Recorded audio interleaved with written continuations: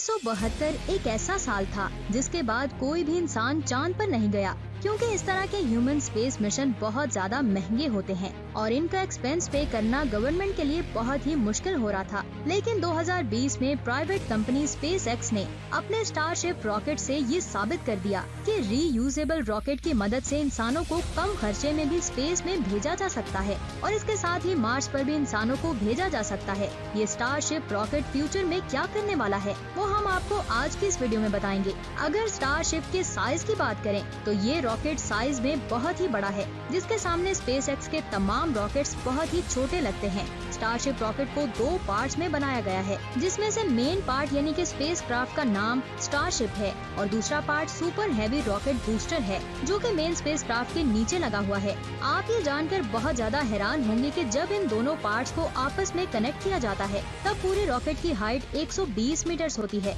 जो कि football ground की लंबाई से भी ज्यादा है। लेकिन अगर आपको ऐसा लगता है कि स्टारशिप सिर्फ साइज में ही बड़ा है तो ऐसा बिल्कुल भी नहीं है, क्योंकि साइज में बड़ा होने के साथ साथ इसमें बहुत ज्यादा पावर भी मौजूद है।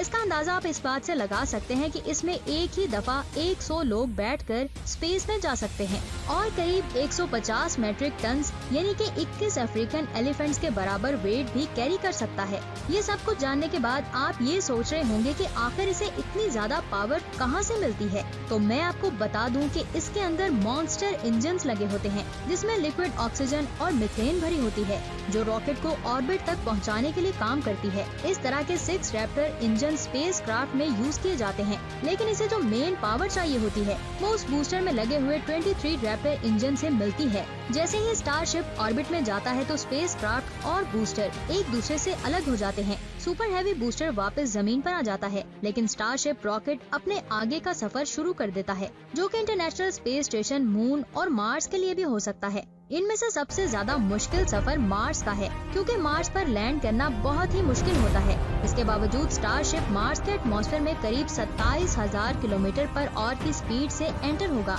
जो साउंड की स्पीड से 25 गुना ज्यादा होगी। लेकिन मार्स पर लैंड करने के लिए इसे सही वक्त पर अपनी स्पीड कम करनी होगी।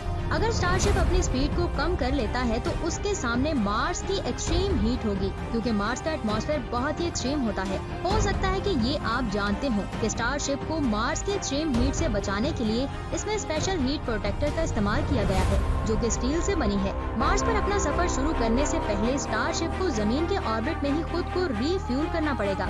इस काम में उसकी मदद एक दूसरा स्टारशिप करेगा, जो मून या फिर जमीन से लॉन्च होकर मार्स पर जाने वाले स्टारशिप में कनेक्ट होकर इसे रीफ्यूल करेगा। मार्स पर पहुंचने के बाद स्टारशिप खुद को दोबारा रीफ्यूल करके अपने आगे के सफर को एक बार फिर से शुरू कर सकता है।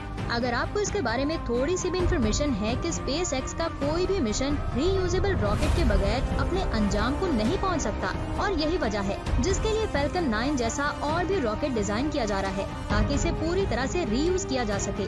आप ये जानकर हैरान हो जाएंगे कि जमीन पर वापस लैंड करने के लिए रॉकेट 60 डिग्री के एंगल में जमीन की तरफ आएगा और अचानक से वर्टिकली घूमकर सीधा लैंडिंग पैड पर लैंड करेगा। जब रॉकेट्स के पार्ट्स को दोबारा से रीयूज किया जाएगा तो जाहिर सी बात है, रीयूजेबल रॉकेट की मदद से किसी भी स्पेस क्राफ्ट को स्पेस में भेजना बहुत ही सस्ता होगा।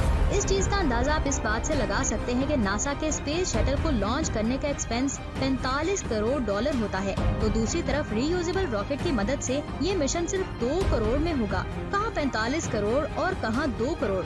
इस इन्वेंशन का सारा क्रेडिट इलोन मस्क को जाता है। यही इलोन मस्क जो 2018 में टॉप 10 रिचेस्ट मैन की लिस्ट में 10वें नंबर पर भी नहीं थे, वही आदमी 2020 के लास्ट में दुनिया के सबसे अमीर तरीन आदमी बन गए थे। फ्यूचर में इलोन मस्क की स्पेसएक्स अपने लॉन्चिंग पैड से हर 72 घंटे में एक स्टारशिप को लॉन्च करने वाला है। अगर हर स्टारशिप लॉन्च मिशन में रॉकेट के पीछे अगर 2 करोड़ लगता है तो हर 72 घंटों में ऐसे रॉकेट्स लॉन्च करने के लिए बहुत ज्यादा पैसों की जरूरत पड़ेगी। अब यहाँ पर आपके जहन में ये सवाल आ रहा होगा कि आखिर इलोन मस्क के पास इतना पैसा कहाँ से आएगा, तो मैं आपको बता दूं ये पैसा स्टारशिप में इंस्टॉल की गई स्टारलिंक सैटेलाइट से आएगा, जो हर साल पूरी दुनिया में इंटरनेट प्रोवाइड करके $30 बिलियन कमाएगी।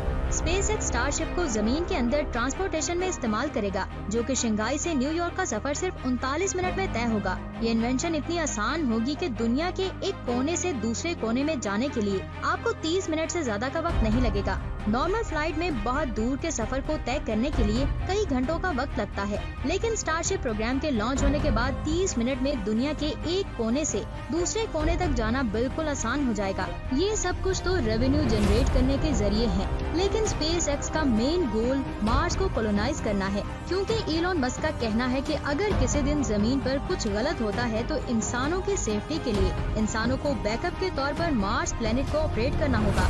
अपने इसी गोल की तरफ कदम बढ़ाते हुए SpaceX 2022 में इंसानों को चांद पर भेजेगा और 2024 में इलॉन मस्क के मार्स मिशन का छोटा सा स्टार्ट होगा। उम्मीद है कि आने वाले कुछ सालों में सब कुछ इलॉन मस्क की प्लानिंग के मुताबिक होगा, लेकिन सबसे अच्छी प्लानिंग करने वाली मेरे रब की जात है। आज की वीडियो आपको कैसी लगी नीचे कमेंट्स करके जरूर बताएं। अपना बहुत सारा ख्याल रखें। खुदा हाफिज।